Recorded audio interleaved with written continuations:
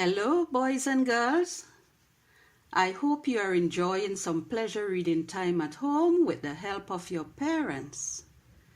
My name is Enna from Hands Across the Sea organization, and we are partnering with the Early Learners Program and the Ministry of Education here in St. Vincent and the Grenadines. I would be reading a story for you today, so I want you to listen attentively. I want you to keep a sheet of paper so you can make some jottings as we go along, and I will also ask a few questions at the end of the story. The title of our story for today is The Discontented Dog. Can you repeat the title with me? The Discontented Dog, and it is written by Shrima Sharma. Below the title, there is a picture of a dog in an open field, and there are some other animals there as well too. Let's look at the word discontented. That's a fairly big word for some of you. What do you think it means? Did I hear you say not satisfied? You are correct. And if you are not satisfied, it also means you are unhappy about something. I hope you like animal stories. I do. Do you have a pet dog at home? Have you ever seen your dog discontented? What are some of the things that make your dog dissatisfied? Now use your imagination. Can you predict why the dog in our story was unhappy or discontented? You can write it down quickly. In fact, you can even write more than one answer. Then you can check if your predictions were correct when we are finished reading the story.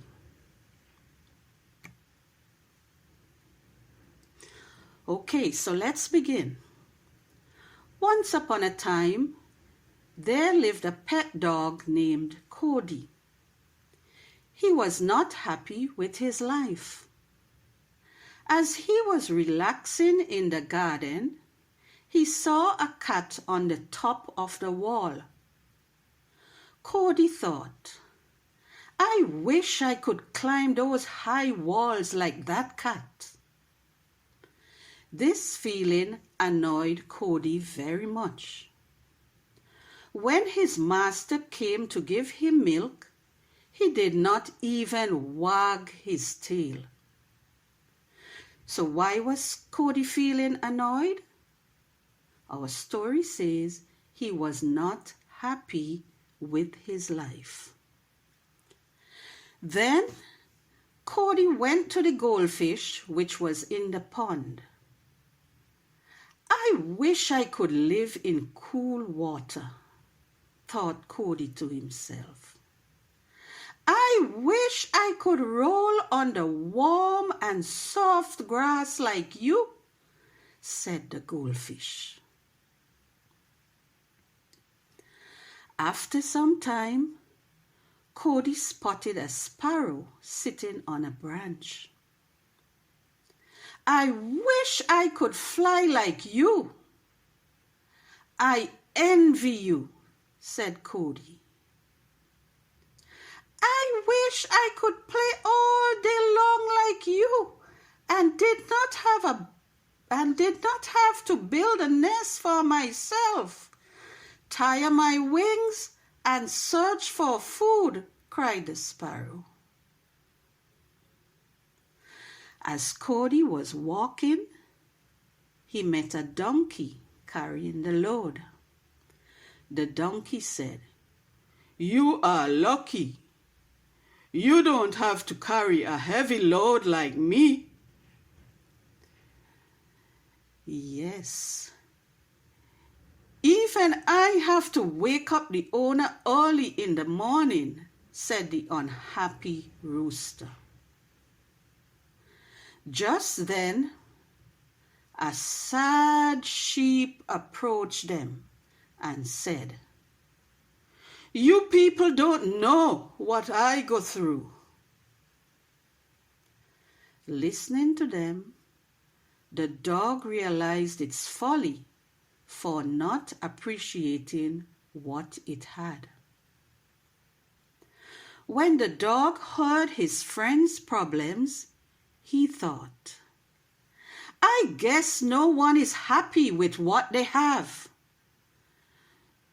So from now on, I will enjoy being myself."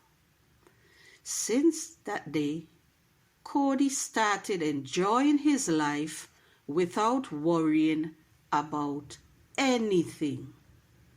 And that's the end of our story.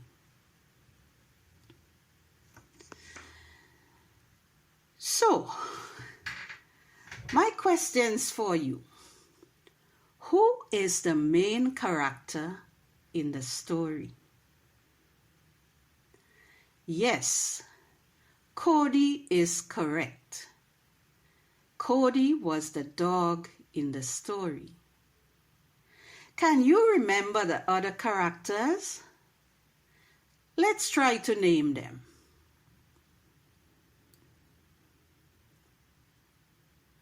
What do you have?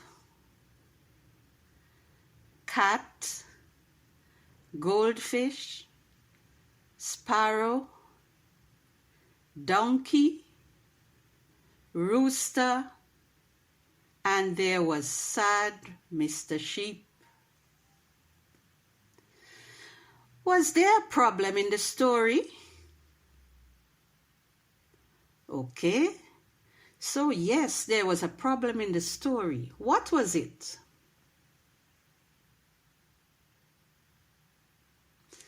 Of course, Cody was not happy with who he was. He wanted to be like the other animals. Did you like the ending of the story? I am happy that the dog realized its folly. Yes, the dog was behaving foolishly. Now, I want you to do something for me. Write down 3 points that you remember from the story, and then in your spare time, you can add some drawings to each point to bring out your ideas. Does anyone know what name is given to stories like the one that I just read, where there are animal characters and there is a moral or a lesson that we can learn at the end of the story? If you said fable, that is correct. Now, boys and girls, let's see what lesson we can take away from this story today. Think carefully. Okay, did you say be yourself? Of course, that is correct. And also, appreciate what you have. So our lesson from the story today is appreciate what you have and be yourself. You see, sometimes we look around and wish for the things that other people have. You feel that John's book bag is better than yours. It looks more classy. Or it may be Sam's toys are more expensive and more interesting than yours. You see, we do not always have things the way we want. Even now, you are at home and I'm sure you are missing your school friends.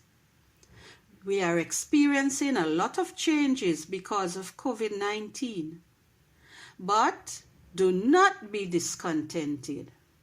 Instead, let's take some time to appreciate who we are and also appreciate the people in our home.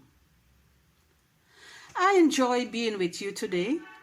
So thanks for listening, and please continue to enjoy reading. Bye.